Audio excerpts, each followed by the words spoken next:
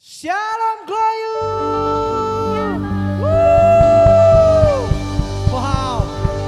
Siapa yang excited untuk ibadah sama Tuhan malam hari ini? Amin. Yes Lord, terima kasih. Yuk teman-teman, sebentar kita akan mulaikan acara ibadah kita. Sebelum itu mari kita satukan hati kita. Kita mau tundukkan kepala kita, sama-sama kita mau berdoa. Kembali kami mengucap syukur kepadamu ya Bapa. Apabila pada sore hari ini ya Tuhan, kami boleh sama-sama kembali beribadah kepadamu. Meskipun via online, meskipun via YouTube ya Tuhan. Tapi satu hal yang kami yakini bersama-sama ya Bapa, hadirat-Mu, kuasa-Mu tidak dapat dibatasi oleh jarak, ruang, dan waktu ya Tuhan.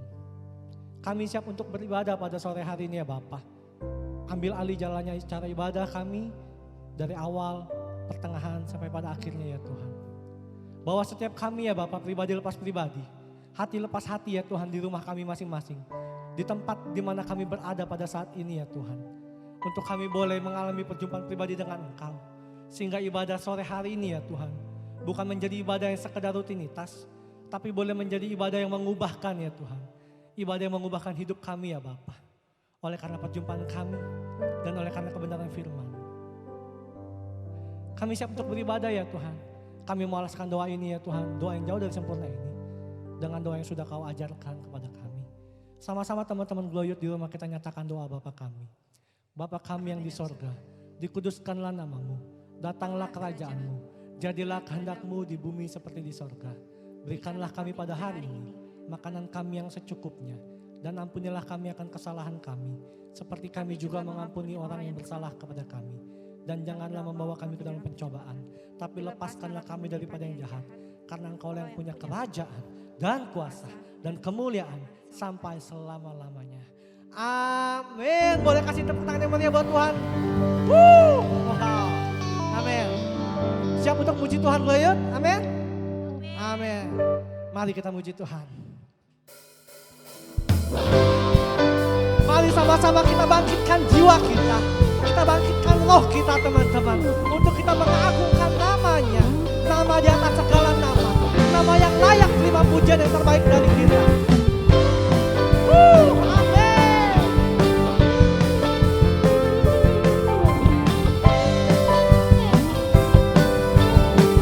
Mari sama-sama nyatakan. Bangkit, serukan nama Yesus. Maju, nyatakan kuasanya. Kita buat iblis gemetar, kalahkan tipu dayanya.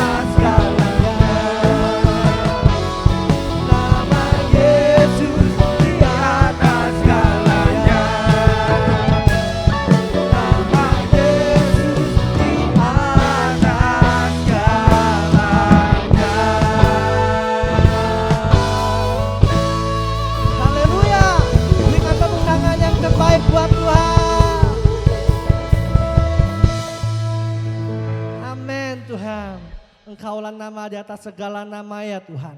Satu-satunya nama yang layak ditinggikan. Nama Yesus Kristus. Haleluya. Tuhan terima kasih. Kami sudah muji dan muliakan nama-Mu. Teman-teman sebentar kita sama-sama menyaksikan Glow Youth TV.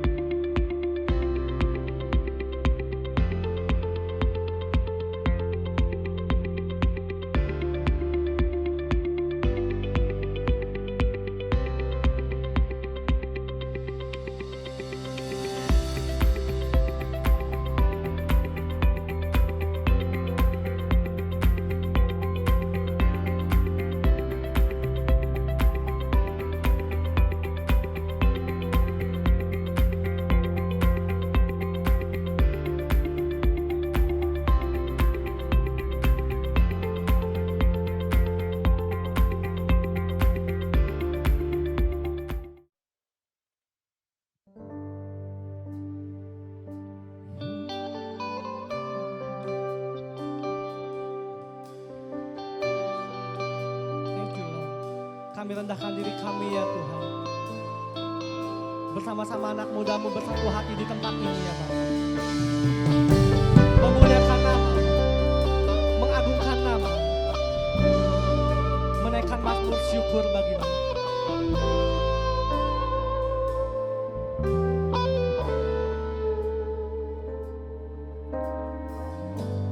Kami rendahkan diri di hadapan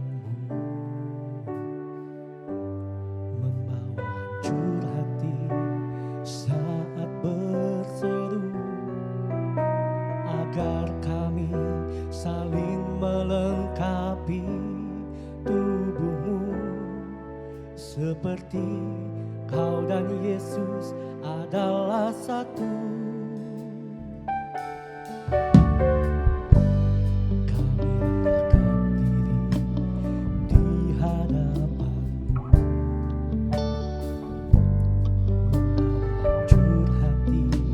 saat berseru agar kami saling melengkapi tubuh-Mu seperti Kau dan Yesus adalah satu. Jadikan kami satu seperti kerinduan-Mu agar dunia tahu dari kasih-Mu sebelum kami pergi memberitakan kasih-Mu. Mulailah dari kami lebih dulu, jadikan kami satu, jadikan kami satu denganmu.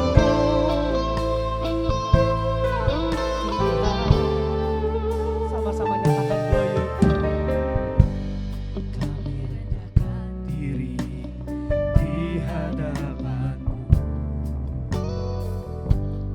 membawa hancur hati saat berseru agar kami saling melengkapi tubuh-Mu seperti Kau dan Yesus adalah satu. Kami rendahkan diri kami Tuhan. Kami rendahkan diri di hadapan-Mu, membawa hancur hati saat berseru agar kami saling melengkapi tubuh-Mu seperti Kau dan Yesus adalah satu.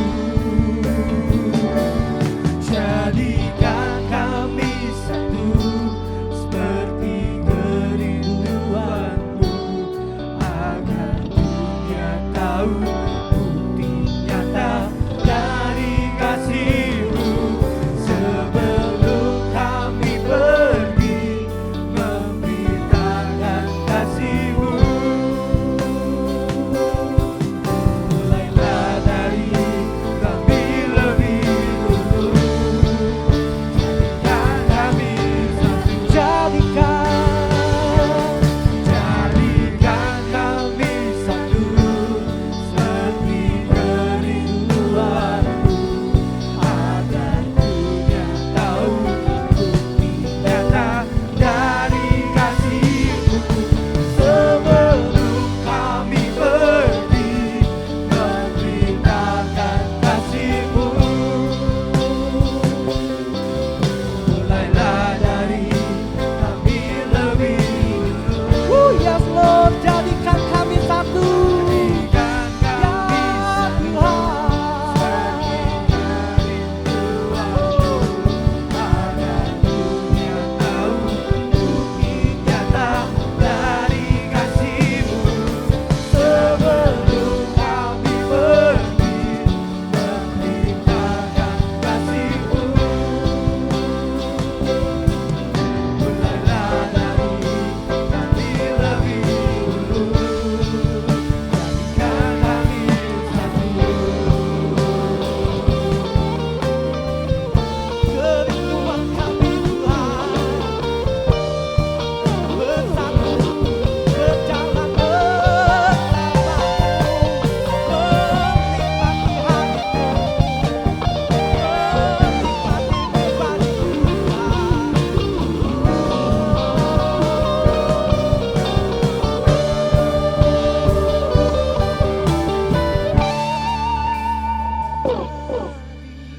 Jadikan kami satu, seperti kerinduan-Mu, agar dunia tahu bukti nyata dari kasih-Mu.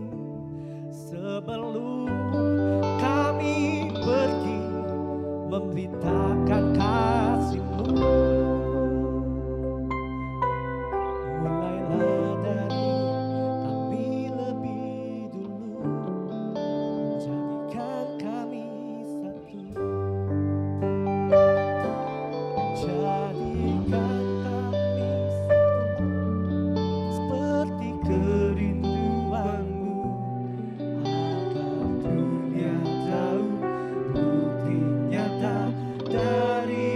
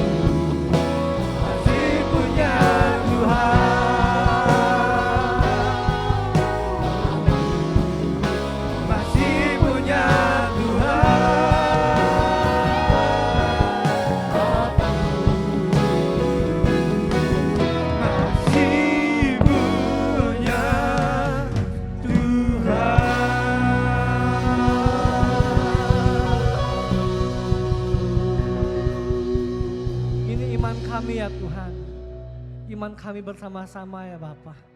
Kami percaya kami masih punya Tuhan. Kami percaya kami masih punya pengharapan ya Tuhan. Terima kasih Bapa, terima kasih Yesus. Shalom saudara-saudara yang saya kasih, anak-anak muda yang luar biasa, youth dari Glow. Saya yakin dan percaya bahwa saudara adalah orang-orang yang memiliki harapan yang besar tentang apa yang ada di depan saudara. Dan saya tahu bahwa di tengah situasi hari ini, anak-anak muda juga begitu banyak kreativitas, apalagi di era digital yang begitu cepat sekali. Nah, hari ini kita akan bicara tentang love and commitment, saudara ya. Dan saya bersyukur untuk kesempatan ini, saya dapat untuk menyapa saudara lewat firman ini. Nah, sebelum kita mendengarkan firman Tuhan, mari kita bersatu dalam doa. Bapa, terima kasih untuk kebaikan-Mu setiap kami yang mengikuti ibadah pada hari ini anak-anak muda. Kami yakin dan percaya semua yang mengikuti dilawat oleh Tuhan dan dijamah oleh Tuhan. Di dalam nama Tuhan Yesus Kristus kami berdoa dan mengucap syukur. Haleluya. Amin. Nah, saudara-saudara yang saya kasihi di dalam nama Tuhan Yesus Kristus, dimanapun saudara berada, saya punya keyakinan teguh dengan tema love and commitment ini menjadi satu kekuatan. Maka kita harus berbicara tentang love ya dulu, baru kita nanti bicara tentang komitmen, saudara. Nah, ini penting sekali. Nah, bicara tentang kasih itu memang banyak hal yang perlu harus kita pahami dulu. Kenapa? Karena kasih itu kalau dalam terjemahkan bahasa Alkitab atau bahasa Yunani, itu ada beberapa kata. Ada agape, philia, storge, dan eros. Eros adalah kasih nafsu, tetapi kasih nafsu yang kudus. Storge adalah kasih saudara satu dengan yang lainnya. Dan kemudian kasih philia adalah kasih aku mengasihi kamu karena kamu juga mengasihi aku. Dan sedangkan kasih agape, aku mengasihi kamu meskipun walaupun kamu menyakiti aku tetap mengasihi kamu. Nah, itu adalah poin-poin yang penting yang saudara harus pahami dulu. Nah, bicara tentang kasih, maka bicara tentang kemurnian dan bicara tentang sebuah hati yang diberikan oleh Tuhan dalam hidup kita untuk dapat mengasihi orang lain. Karena tidak semua orang dapat engkau cintai, gitu loh ya. Tapi hanya orang-orang tertentu, bahkan satu orang saja yang engkau cintai. Itu berarti kasih itu adalah gift, diberikan oleh Tuhan. Kalau kasih itu adalah diberikan oleh Tuhan, maka kasih itu tidak boleh bercabang dan tidak boleh ada hal yang lain. Jadi jangan buat pos PI ada di mana-mana. Jadi kasih itu memang hanya satu orang, ditujukan kepada satu orang. Sedangkan kalau bicara tentang komitmen, ini komitmen adalah sebuah janji sebenarnya. Jadi kalau bicara tentang janji itu pasti kita harus tahu kepada siapa kita berjanji. Dan kalau kita berjanji maka harus ada ketaatan di dalam janji itu sendiri. Ini bicara tentang apa? Konsistensi dalam hidup kita, maka pastinya bicara tentang integritas. Nah, di dalam konteks bagian firman Tuhan yang saya ingin sampaikan ini, lebih kepada dialog manis antara Yesus dengan Yesus dengan Petrus, saudara. Nah, kalau kita baca dan kita memahami firman Tuhan ini menjadi bagian penting untuk kita renungkan bersama. Di ayat 15, Yohanes pasal yang ke-21, saudara. Firman Tuhan bilang begini. Sesudah sarapan, Yesus berkata kepada Simon Petrus, Simon, anak Yohanes, apakah engkau mengasihi aku lebih daripada mereka ini? Jawab Petrus kepadanya, benar Tuhan, engkau tahu bahwa aku mengasihi engkau. Kata Yesus kepadanya, gembalakanlah domba-dombaku. Kata Yesus pula kepadanya untuk kedua kalinya, Simon, anak Yohanes, apakah engkau mengasihi aku? Jawab Petrus kepadanya, benar Tuhan, engkau tahu bahwa aku mengasihi engkau. Kata Yesus kepadanya, gembalakanlah domba-dombaku. Kata Yesus kepadanya untuk ketiga kalinya, Simon, anak Yohanes, apakah engkau mengasihi aku? Maka sedih hati Petrus karena Yesus berkata untuk ketiga kalinya, apakah engkau mengasihi aku? Dan ia berkata kepadanya, Tuhan, engkau tahu segala sesuatu, engkau tahu bahwa aku mengasihi engkau. Kata Yesus kepadanya, gembalakanlah domba-dombaku. Aku berkata kepadamu, sesungguhnya ketika engkau masih muda, engkau mengikat pinggangmu sendiri, dan engkau berjalan kemana saja kau kehendaki. Tetapi jika engkau sudah menjadi tua, engkau akan mengulurkan tanganmu dan orang lain akan mengikat engkau, dan membawa engkau ke tempat yang tidak kau kehendaki. Dan hal ini dikatakannya untuk menyatakan bagaimana Petrus akan mati dan memuliakan Allah. Sesudah mengatakan demikian, ia berkata kepada Petrus, ikutlah aku. Nah, saudara-saudara yang saya kasihi, setiap orang punya masa lalu dan setiap orang pernah mengalami hidup yang sungguh-sungguh dilawat oleh Tuhan. Maka kalau kita bicara tentang love and commitment, maka kita lebih fokus bukan kepada hubungan antara kita dengan sesama, tetapi lebih fokus kepada hubungan kita dengan Tuhan. Nah, ini adalah hal yang penting sekali. Nanti baru kita tafsirkannya atau kita aplikasikannya dalam kehidupan praktikal kita, saudara. Nah, begini. Petrus ini adalah dulu penjala ikan, saudara ya. Penjala ikan gagal, kalau kita baca Lukas pasal yang kelima, penjala ikan dia gagal dan kemudian dia melaut tidak dapat apapun. Dan kemudian akhirnya Tuhan datang, Yesus datang dan kemudian memberikan sebuah terobosan kepada Petrus dengan teman-temannya pada saat itu. Dan akhirnya mereka dipanggil menjadi penjala ikan, saudara. Penjala manusia, dari penjala ikan menjadi penjala manusia. Akhirnya dia meninggalkan perahunya, ikannya dan segala macam. Ini adalah hal yang penting yang perlu harus kita pahami dulu untuk latar belakang siapa Petrus, karena kita akan bicara tentang sosok Petrus ini sendiri. Dan Petrus adalah orang yang sangat fenomenal sekali karena dia cepat lantang sekali untuk mengatakan hal-hal yang sangat luar biasa. Ketika Yesus bertanya, siapakah aku ini? Maka Simon Petrus berkata, engkau adalah Mesias, anak Allah yang hidup. Maka Yesus bilang bahwa perkataanmu itu berasal dari Allah, bukan dari manusia. Ada sebuah apresiasi yang Yesus berikan kepada dia. Dan juga Petrus ini juga adalah orang yang berani untuk mengungkapkan atau bertindak. Masih ingat ketika Yesus berjalan di atas air, dan kemudian Petrus ingin turun dan ingin berjalan di atas air, tapi dia ragu dan akhirnya dia jatuh dan dia tenggelam karena iman dia itu yang akhirnya goyah. Itulah Petrus dengan begitu banyak fenomenalnya. Begitu banyak komitmen-komitmen yang dia bangun bersama dengan Yesus. Tapi akhirnya dengan satu kalimat, dia juga akhirnya menyangkal Yesus ketika Yesus disalibkan. Nah, dalam proses-proses itu berarti Petrus pernah membuat kesalahan, saudara. Nah, ketika Yesus bangkit dari antara orang mati, dan kemudian menampakkan diri, para perempuan Maria semua datang ke kubur Yesus, dilihat tidak ada Yesus di situ, maka para wanita yang melihat Yesus tidak ada di situ, dia balik memberitahukan kepada para murid-muridnya bahwa Tuhan itu dicuri, kalimatnya begitu. Nah, Petrus adalah orang yang semangat sekali untuk respon, juga lari untuk melihat ke kuburan itu. Dia lari paling awal, tapi dia nyampe paling akhir. Orang sanguin, biasa begitu. Sehingga dia cepat sekali untuk merespon, tapi ternyata dia masuknya paling akhir, saudara, dari semua. Nah, di dalam konteks ini, Petrus sempat kembali kepada kehidupan yang lama menjadi penjala ikan. Ketika Yesus itu mati dan dia bangkit dan kemudian dia kembali menjadi penjala ikan. Nah, pada saat itu proses itu sudah terjadi. Akhirnya Yesus memanggil mereka dan akhirnya mereka juga kembali melihat mukjizat itu untuk dikembalikan kepada cinta mula-mula. Nah, di dalam konteks Yohanes 21 ayat 15 sampai dengan ayat yang ke-19 ini adalah kembali dibuat sebuah rekomitmen antara Yesus dengan Petrus, Petrus dengan Yesus, Petrus dengan Tuhan. Ini pertanyaan bagi kita. Apakah saudara hari-hari ini cintamu pada Tuhan sudah mulai pudar? Atau suam-suam kuku? Atau engkau sekarang ada dalam satu persimpangan dalam hidupmu yang sering sekali kita lihat berkompromi dengan dosa, kita buat kesalahan dan kita tidak merasa bersalah lagi, getaran-getaran perasaan bersalah itu sudah mulai hilang, dan akhirnya engkau jauh daripada Tuhan, engkau sudah meninggalkan cinta yang mula-mula dengan Tuhan. Hari ini diingatkan. Dan ketika ada dialog antara Yesus dengan Petrus, dikatakan, apakah engkau mengasihi aku? Apakah engkau mengasihi aku? Apa engkau mengasihi aku? Karena kita tahu dalam konteks ini, di mana Petrus namanya sudah diubah dari Simon anak Yohanes berubah menjadi Petrus, Kefas, artinya batu karang yang teguh, saudara. Nah, itulah ada satu perubahan nama yang luar biasa dalam Yohanes pasal yang pertama. Ini adalah Yohanes pasal yang ke-21.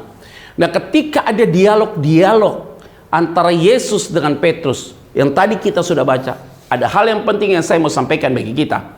Bicara tentang love dan komitmen. Yang pertama adalah Tuhan mengembalikan Petrus ke titik awal untuk diproses kembali oleh Tuhan. Tidak mudah. Kenapa Yesus tidak panggil Petrus itu, Simon itu adalah Petrus? Kenapa dia memanggil engkau Simon anak Yohanes? Kenapa Yesus tidak panggil dia Petrus? Karena diingatkan kembali bahwa engkau pernah hidup dalam masa lalumu yang tidak baik. Yes. Untuk mengembalikan kita kembali kepada cinta yang mula-mula, kasih yang mula-mula, maka kita perlu diingatkan Tuhan, kamu dulu siapa?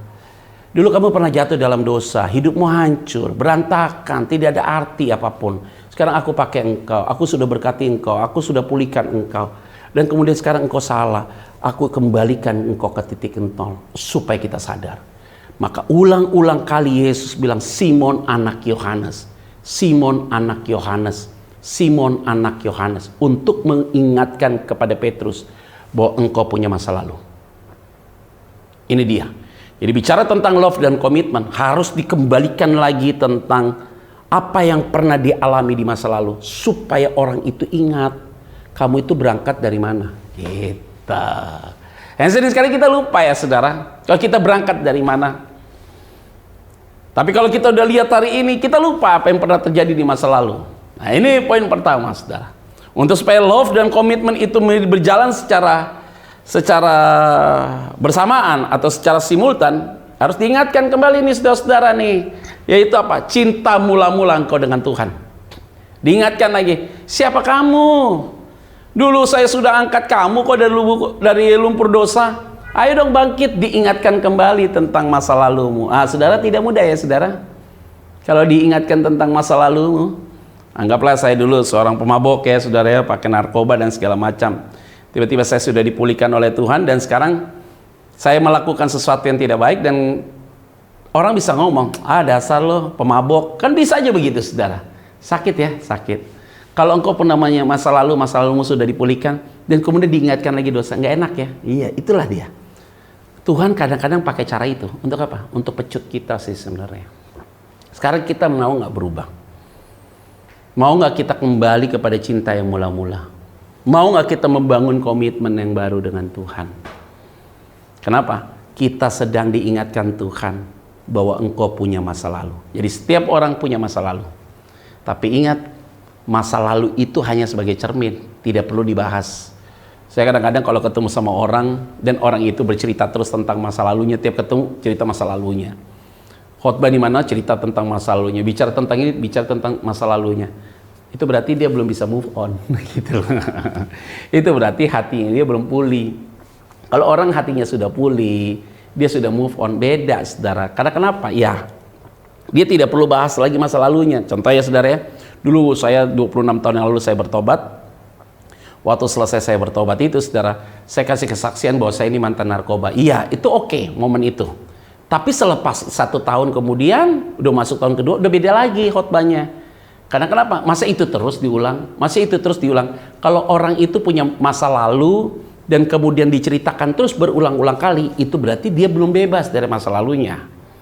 Itu berarti dia belum merasakan bahwa Tuhan sudah pulihkan dia, gitu ya. Saudara dulu mantan dukun, mantan paranormal, sekarang udah bertobat. Tapi tiap hari jualannya itu terus ngomongnya begitu. Itu berarti kamu belum pulih, gitu ya. Mungkin dulu saudara ada seorang pelacur, hidup nggak benar, atau saudara drugs dealer, germo, apapun yang lebih parah dari bahasa-bahasa yang tadi yang saya sampaikan. Tiba-tiba saudara sudah pulih, sekian tahun yang lalu saudara ngomong terus, diulang-ulang terus, di-repeat terus. Itu berarti sebenarnya saudara belum pulih. Nah, kali ini Yesus ingatkan Petrus, Simon anak Yohanes, apakah engkau mengasihi aku? Waduh, keren. Dikembalikan ke titik awal. Tidak mudah loh saudara. Jadi kedua yang saya mau sampaikan, diingatkan tentang masa lalu. Dan yang kedua, ketika Yesus berkata, Simon anak Yohanes, Simon anak Yohanes, Simon anak Yohanes. Kenapa akhirnya Petrus itu sedih? Karena bukan hanya diingatkan tentang masa lalu dia, untuk dia kembali mencintai Tuhan, membangun komitmen lagi dengan Tuhan. Bukan hanya itu saja saudara, tapi yang paling penting adalah dia dikembalikan ke titik awal lagi, diproses oleh Tuhan. Benar di dalam Alkitab, kalau bejana itu dibentuk dan bejana itu tidak sesuai dengan yang membentuknya, maka bejana itu dihancurkan, dibuat dengan bejana yang baru. Itu sakit saudara. Pembentukan itu sakit, kita diproses kembali. Besi menajamkan besi, manusia saling membentuk dengan sesamanya. Jadi kadang-kala kita itu Tuhan tuh bisa pakai orang lain di sekitar kita untuk membentuk kita. Dan bahkan kita berdoa buat orang itu supaya dia diubah oleh Tuhan karakternya. Tapi nyatanya dia tidak diubah oleh Tuhan karakternya. Kenapa dia tidak diubah oleh Tuhan karakternya? Itulah Tuhan yang unik, Tuhan yang luar biasa. Karakternya dia tidak diubah, yang lucunya kok kita lama-lama bisa terima dia. Nah, tadinya kita nggak bisa terima dia. Kenapa kita tidak bisa terima dia? Ini sahabat saya begini, istri saya begini, suami saya begini, ke anak saya begini. Ini semua, pokoknya ngomong bahasanya begitu. Tiap kali kamu berdoa supaya dia dipulihkan oleh Tuhan, supaya karakter dia berubah dan segala macam. Nyata-nyatanya dia tidak diubah oleh Tuhan. Tadinya kamu kesel ketemu sama dia, ngobrol sama dia, kesel sekali. Tapi sekarang kamu bisa ngobrol sama dia berlama-lama. Kenapa begitu? Bukan dia yang diubah oleh Tuhan. Tapi lewat dia, kita diubah oleh Tuhan untuk bisa menerima dia. Itu poinnya. Jadi bicara tentang kasih dan segala macam, bicara tentang komitmen, itu sampai dengan titik itu, saudara. Kalau kita memahami itu dengan benar, saya yakin dan percaya kita tidak akan pernah salah untuk bertindak apapun di dalam kehidupan kita. Di proses dari awal tidak apa-apa. Kita juga pernah merasakan itu kok, saudara. Tidak ada sesuatu yang terjadi tiba-tiba instan begitu. Kalau peristiwa itu terjadi instan, cinta itu tiba-tiba orang tuh mencintai seseorang itu, waduh tiba-tiba langsung jatuh cinta. Enggak lah, ada prosesnya lah. Saling pengenalan dan segala macam. Sampai saudara klik kalau dia adalah orang yang tepat. Baru setelah itu saudara ambil komitmen untuk engkau menikah dengan dia. Ya kalau sudah ambil komitmen dasarnya adalah cinta, itu dia kan. Kenapa engkau mencintai dia? Karena ada proses gitu. Nah Tuhan tuh mau kembalikan lagi Petrus untuk supaya dia punya proses, dibentuk lagi.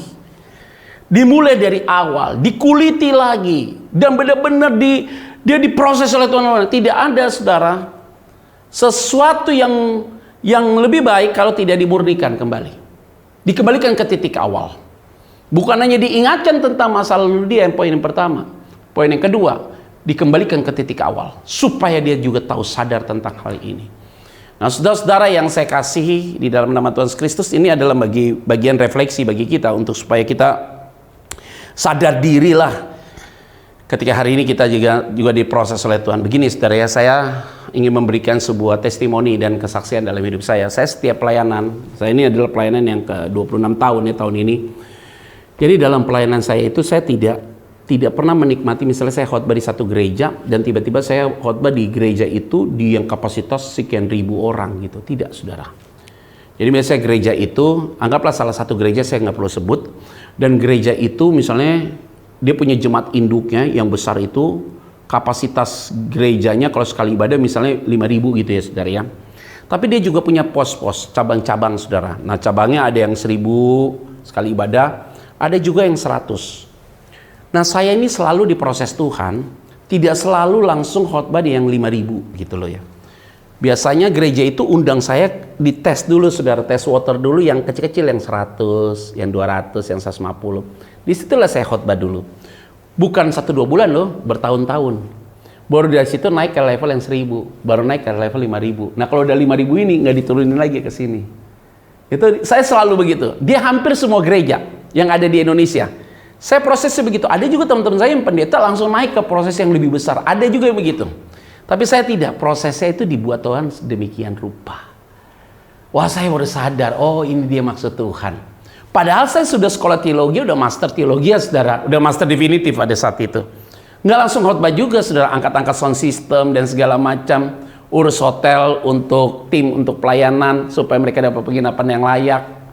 Sewa transportasi bus untuk bawa tim, untuk KKR di salah satu daerah misalnya kayak Jawa Timur.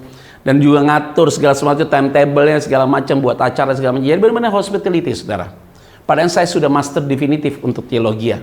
Tapi saya diajar Tuhan, diproses oleh Tuhan. Untuk apa? Supaya kita tuh tidak menjadi sombong. Makanya saya bilang begini, Alkitab sih yang ngomong, jangan engkau mempercayakan kepada orang untuk dia melayani kalau dia belum siap. Artinya gini, kalau orang itu baru bertobat, jangan percayakan dia untuk melayani. Nanti dia akhirnya lupa diri dan sombong. Gitu. Jadi hari ini kita diingatkan. Kalau kita sudah membangun sebuah komitmen dengan pasangan kita, calon istri kita, calon suami kita, atau pasangan yang sudah ada dalam hidup kita, ingat baik-baik nih. Kalau dia sudah mulai sombong, lupa diri, ingat dulu siapa kamu, gitu. Dulu waktu belum nikah kan kamu siapa, kamu hari ini bisa begini kan karena kita, gitu loh. Jadi kalau nggak dia lupa, gitu loh, dikembalikan ke titik awal. Perlu juga disadarin kayak gitu-gitu. Nah, kalau dia disadarkan tentang hal demikian, dia cepat untuk mau berbalik, saudara. Nah, ini adalah bagian penting yang untuk kita ingatkan. Jadi nanti jangan sampai saudara masih muda, misalnya, terus kemudian saudara mau menikah, dan kemudian akhirnya saudara mau masuk jenjang yang lebih serius lagi, udah menikah kok jadi berubah. Ingetin dong dia, dulu waktu masih pacaran gak gitu, hot banget kamu, gitu ya, supaya diingatkan kembali, supaya komitmennya ada. Dan bahkan ketika engkau sudah mengambil sebuah komitmen, dan dalam komitmen itu sudah mulai agak rapuh dikit-dikit, diingatkan. Dulu ngomong apa di altar gereja, bilangnya setia sehidup semati, dalam suka dan duka. Kok sampai lupa apakah itu lip service saja, teori saja, tapi itu yang harus diingatkan lagi. Kembalikan ke titik awal, saudara. Ini yang dibangun. Jadi ulang-ulang kali, saudara. Hebatnya apa? Yesus tidak menyinggung Petrus itu, saudara. Karena dia sudah sangkal Yesus. Sangkal diri Yesus. Yesus tahu juga dia kabur, tinggalkan. Dan dia juga kembali ke kehidupan yang lama. Kenapa Yesus tidak bilang, Petrus, kamu sangkal saya loh. Kamu sudah tinggalkan saya loh. Saya disalib, kamu kabur kan? Kamu sangkal saya, kamu kembali ke kehidupan yang lama. Yesus tidak ungkit tuh masa lalunya. Tidak. Tapi bahasanya halus sekali, tenang sekali. Simon anak Yohanes. Diingatkan, saudara. Diingatkan kembali bahwa engkau dulu punya masa lalu. Dikembalikan ke titik awal yang kedua. Nggak perlu tuduh orang itu saudara salah. Diingatkan aja siapa dia. Itu sadar dia. Supaya dia kembali lagi punya komitmen yang kuat dalam Tuhan. Yang ketiga. Apa itu dalam poin itu? Ketika saudara baca dan saya juga baca juga. Nah, saudara mungkin sering sekali dengar khotbah ini. Katanya filia dan akhirnya agape. Atau agape jadinya filia gitu ya. Sedangkan Yesus itu ngomongnya dari agape berturun menjadi filia. Sedangkan Petrus terus filia dia tidak bisa melakukan agape. Yesus mau supaya Petrus ini kembali ke dalam posisi itu kan. Supaya ada komitmen yang kuat kan dalam dia. Jadi ketika Yesus tanya, apakah engkau mampu mengasihi aku tanpa syarat, Petrus? Itulah jawabannya. Aku tidak mampu, Tuhan, mengasihimu tanpa syarat. Aku mengasihimu bersyarat. Yesus ulang lagi, apakah engkau mampu untuk bisa mengasihiku tanpa syarat? Petrus bilang, Tuhan, aku mampu mengasihimu, harus ada syarat. Take and give. Akhirnya Yesus menurunkan standar itu. Petrus, Simon anak Yohanes, apakah engkau mengasihiku? Ada syarat, karena aku juga mengasihi kamu. Sedih hati Petrus, karena Yesus bertanya untuk ketiga kalinya. Fakta, human being, manusia mau take and give. Tuhan ajarkan kita, kamu mengasihi orang, kendati orang itu sakiti kamu, lukai kamu, kamu tetap mengasihi dia. Tapi manusia tidak mampu untuk melakukan itu. Kenapa Petrus tidak mampu? Karena dia belum mengalami touchingnya dari Tuhan. Perubahan hidup dari Tuhan. Sehingga Petrus itu bermain dalam area-area itu terus, saudara. Dia berputar dengan masalah itu terus. Dia tidak mampu lakukan itu. Ya, dibangun sebuah komitmen lagi oleh Tuhan. Apakah kamu mampu tidak mengasihi aku? Jadi artinya Yesus mau kasih tahu Petrus, kamu jangan tinggalkan aku lagi ya. Gitu loh, saudara. Jadi ternyata hari ini semua, apakah engkau tetap setia? Sebagai anak muda, engkau tetap setia. Engkau mengasihi orang tuamu, kendati orang tuamu divorce. Kendati orang tuamu kasar dengan engkau. Kendati orang tuamu itu pilih kasih dengan engkau. Kendati orang tuamu itu tidak memperhatikan engkau dibanding kakakmu yang lain. Apakah engkau tetap mengasihi dia? Kalau engkau sebagai yang sudah berkeluarga, pertanyaan nih bagi kita semua. Apakah engkau tetap mengasihi dia walaupun dia sakiti kamu? Apakah engkau tetap mengasihi dia walaupun dia hianati kamu? Apakah engkau tetap mengasihi dia walaupun dia sering kali membohongi kamu? Ayo tanya jawab dalam dirimu. Kalau kita, Pak Pendeta, aku nggak mampu, Pak. Begitu, it's okay. Human being. Tapi kalau engkau hidup dalam Tuhan, engkau harus lakukan itu. Karena kenapa? Firman sudah jelas katakan hal yang demikian. Dia tidak mampu untuk melakukan hal itu. Tapi Yesus berulang-ulang kali mengingatkan Petrus tentang hal itu. Simon anak Yohanes, apakah engkau mengasihi aku tanpa syarat? Akhirnya dia tidak mampu untuk melakukan itu. Wow. Hari ini kita dikembalikan oleh Tuhan. Komitmen kita dengan Tuhan untuk kita mengalami sebuah recovery, saudara. Ya, supaya kita sadar, biar bagaimanapun juga hidup ini adalah dinamika. Jadi kita sebagai anak-anak muda sadar ya, bahwa tidak ada keluarga yang sempurna, tidak ada orang tua yang sempurna. Kamu bersyukur engkau bisa lahir dari keluarga itu. Dan engkau harus bersyukur di dalam keadaan apapun juga.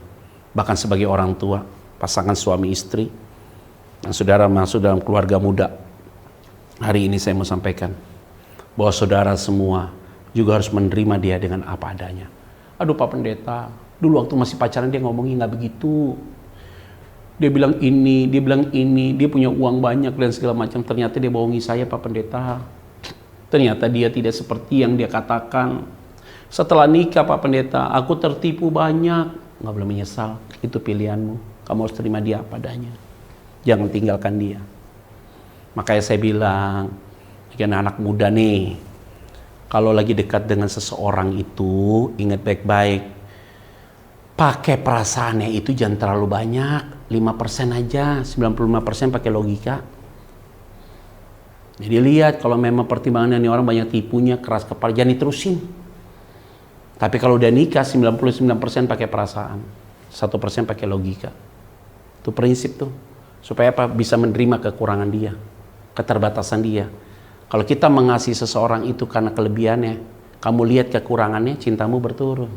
Tapi kalau kamu mengasihi dia karena kekurangannya, lihat kelebihannya, cintamu bertambah. Lihat kekurangannya, cintamu tidak berkurang. Keren. Nah ini hari ini kita diingatkan nih, untuk membangun sebuah cinta yang baru. Kasih yang mula-mula. Kalau dalam kitab Wahyu, Allah berkata, engkau telah meninggalkan kasih yang mula-mula. Udah betapa jauhnya engkau dengan aku.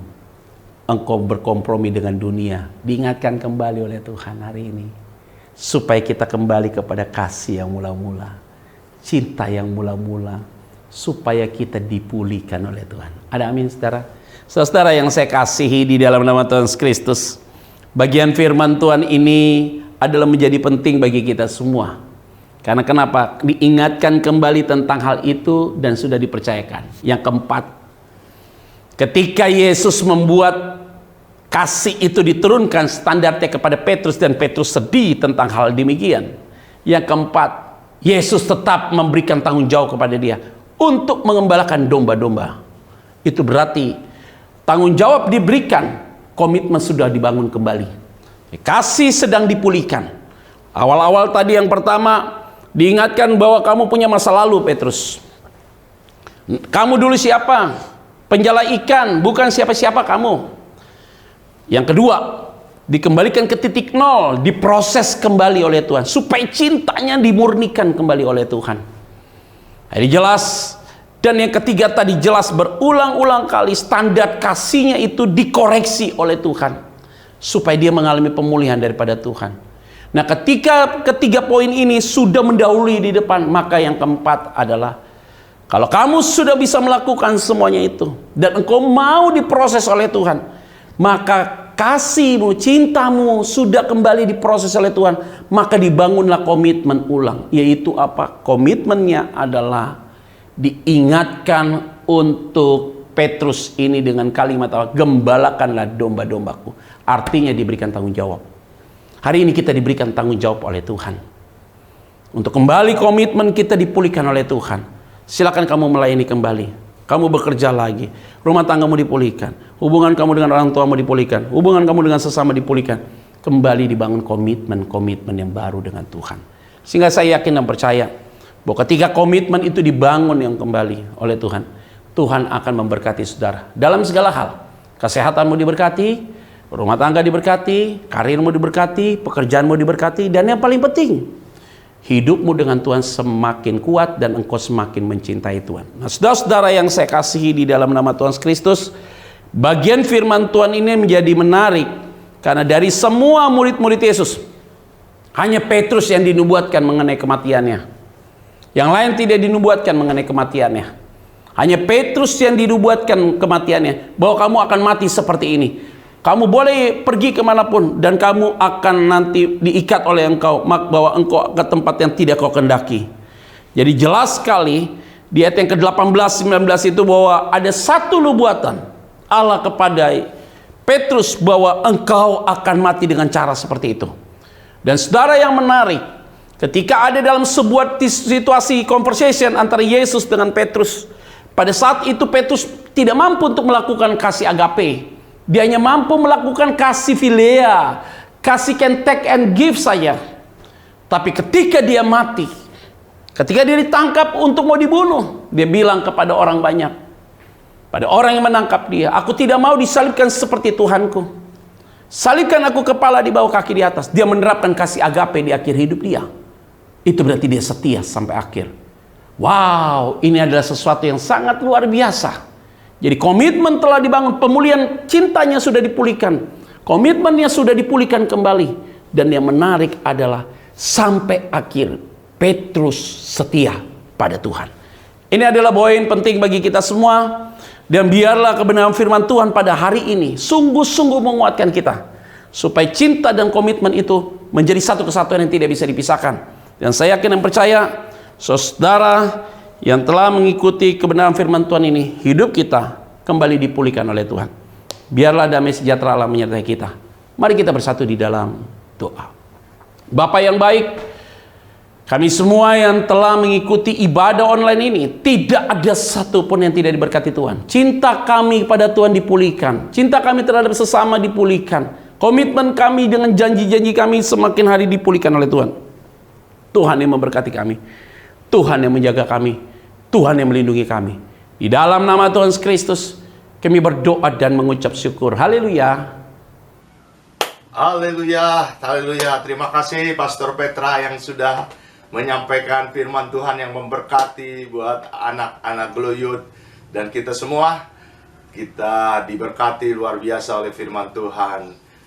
Mari kita berdoa untuk menutup ibadah online hari ini. Bapa, di dalam nama Tuhan Yesus Kristus dan Roh Kudus, terima kasih atas segala cinta kasih Tuhan yang tidak pernah berhenti terhadap kehidupan kami masing-masing. Sebab itu kami selalu harus bersyukur, selalu harus memuji Tuhan, selalu harus membaca firman Tuhan, selalu harus merenungkan firman Tuhan, selalu harus melakukan firman Tuhan di dalam kehidupan kami masing-masing. Oleh sebab itu, teguhkan dan kuatkanlah kami Tuhan masing-masing untuk melakukan semua kehendak Bapa di surga, sehingga kami menjadi anak-anak Tuhan yang diberkati Tuhan, dipelihara, dijaga dan dilindungi.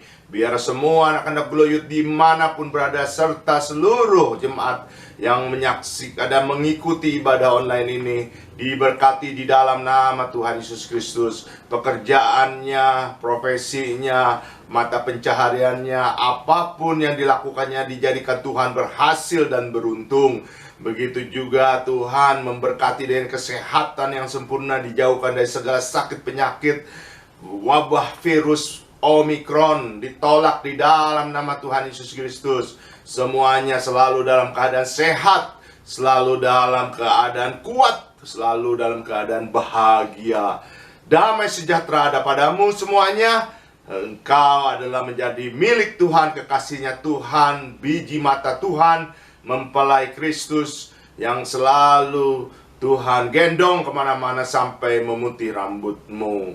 Akhirnya, apapun yang sudah kami lakukan dalam ibadah ini, kiranya Tuhan memberkati kami, dan kami juga akan memberikan persembahan, baik persembahan apapun yang kami berikan, kiranya Tuhan berlipat kali gandakan persembahan ini untuk pekerjaan menghadirkan kerajaan surga di dunia ini melalui gereja kami, sehingga kami semuanya menikmati seluruh berkat-berkat sorgawi. Terima kasih Bapa di surga atas kasih-Mu, atas segala kebaikan Tuhan yang luar biasa dalam hidup kami. Diberkatilah Tuhan, Bapak Gembala kami bersama keluarga besarnya, seluruh pastoral, khususnya juga Tuhan semua pengurus Glow Youth dimanapun berada. Diberkati, ditambah-tambahkan kekuatan, kesehatan, inovasi, kreatif, semangat yang dibakar oleh api Roh Kudus, sehingga mereka selalu memberikan yang terbaik untuk Tuhan, melakukan pelayanan, sehingga banyak jiwa-jiwa boleh dimenangkan oleh pelayan-pelayanan kami. Terima kasih Tuhan Yesus Kristus, berkati bangsa dan negara kami, Indonesia. Semuanya akan dibebaskan segera dari wabah pandemi COVID-19. Omikron apapun variannya tidak akan terjadi lagi di dalam nama Tuhan. Tidak ada kematian di dalam nama Tuhan Yesus Kristus. Tidak ada lagi sakit di dalam nama Tuhan Yesus. Semua rumah sakit, tempat isoman, tempat apapun diberkati di dalam nama Tuhan Yesus Kristus. Semua para medis, dokter-dokter, semuanya diberkati dalam nama Tuhan Yesus. Semua obat-obatan yang dikonsumsi semuanya dikuduskan dengan darah anak domba Allah, dengan bilu-bilu Kristus, sehingga menyembuhkan semuanya dalam nama Tuhan Yesus Kristus. Indonesia damai sejahtera, Indonesia maju, Indonesia diberkati Tuhan, Indonesia memiliki Kristus, Indonesia berbalik kepada Kristus, Indonesia semuanya menyembah Yesus Kristus sebagai juru selamat yang agung, sebagai Tuhan dan segala Tuhan Raja segala Raja.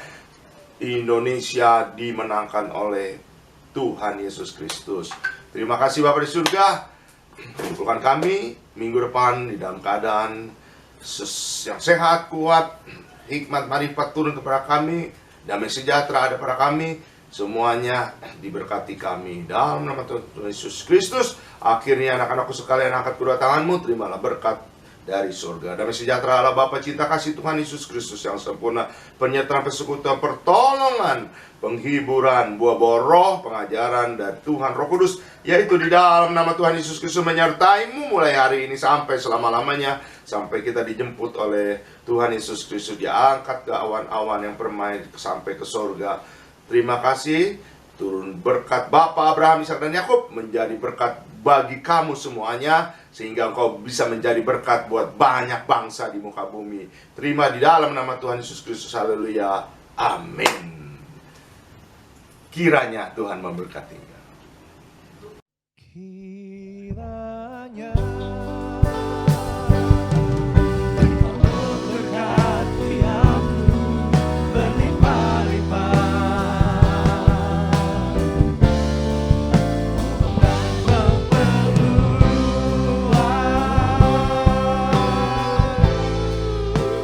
daerahku.